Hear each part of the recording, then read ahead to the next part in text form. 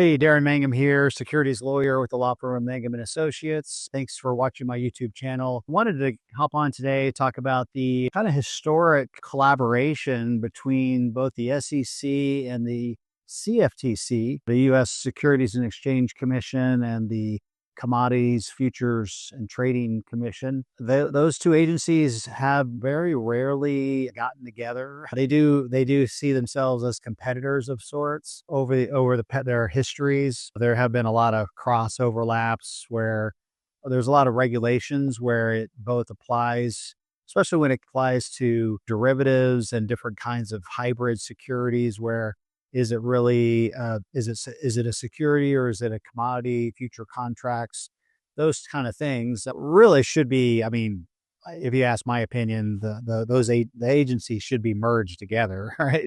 It's like they sometimes duplicate and make it more complicated, honestly, but they do have their distinct roles. And yeah, you could argue on who's the bigger gorilla. Obviously, the SEC has, I think, historically been the bigger gorilla in the room when it comes to these kinds of things. But especially when it comes to cryptocurrency, the trends are like, hey, we really need to have a uniform set of rules. And if you watch my video or my videos on this YouTube channel for a while, I do talk a lot about cryptocurrencies specifically, and how sometimes they're viewed as securities and sometimes they're viewed as commodities, right? There is a hybrid thing there going on.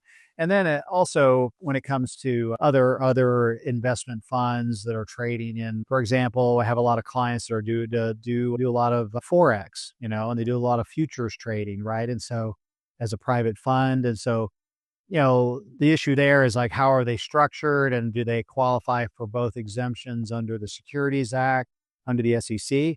And do they qualify under exemptions from registration under the CFTC, right? And so sometimes the answer is yes to both questions. Sometimes yes to the SEC, no when it comes to the CFTC. Really, the devil's in the details on those things. And it just makes it a lot more, I would like to see a lot more collaboration. But yeah, this roundtable that they did not too long ago really says, hey, we really need to sit down and try to, especially when it comes to crypto, right? I mean, obviously they're focused on crypto, having a very uniform set of rules, which I think it makes a lot of sense. We don't need a new government organization to regulate crypto. I mean, this SEC, the CFTC, definitely have the resources to do so. I would like to see maybe a joint sub-agency that's run by both organizations that specifically creates rules when it comes to crypto. But I don't know. It's without any kind of acts of Congress, it's going to be kind of difficult to really see that through. But the fact that the two organizations are actually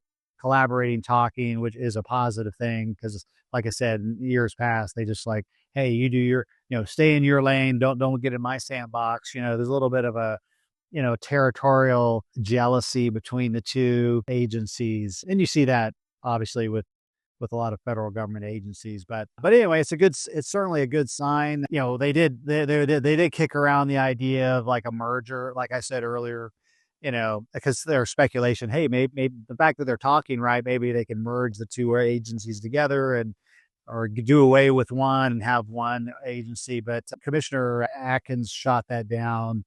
But the whole idea is to have a more of a harmonization where, hey, look, if you're compliant under the SEC rules, you're also compliant under CFTC.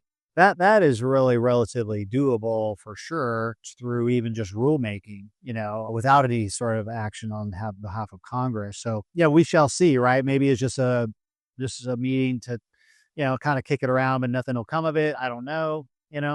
So anyway, we'll keep watching this, but yeah, certainly as it relates to, how it relates to me and you, if you have a fund, especially if you have a private fund and if you're raising capital for crypto, or if you're a private fund doing cryptocurrency trading, a lot of those exemptions turn on the fact, on a set of facts of whether you're trading in securities or not, right? Or whether you're trading in commodities, right? And how your fund is set up is definitely needs to make sure that it's compliant both under SEC rules and CFTC rules to the extent they apply to at all, right? Which, in most cases they do, right? Just because of the nature of the assets that you're trading, right? Anyway, so that's something that we definitely can help you with at Mangum and Associates. Definitely, we'd love to, if we help you out, if you're doing a private fund like that, I would love to chat with you, see whether you have an existing fund or you're thinking about launching a fund. Definitely make sure you talk to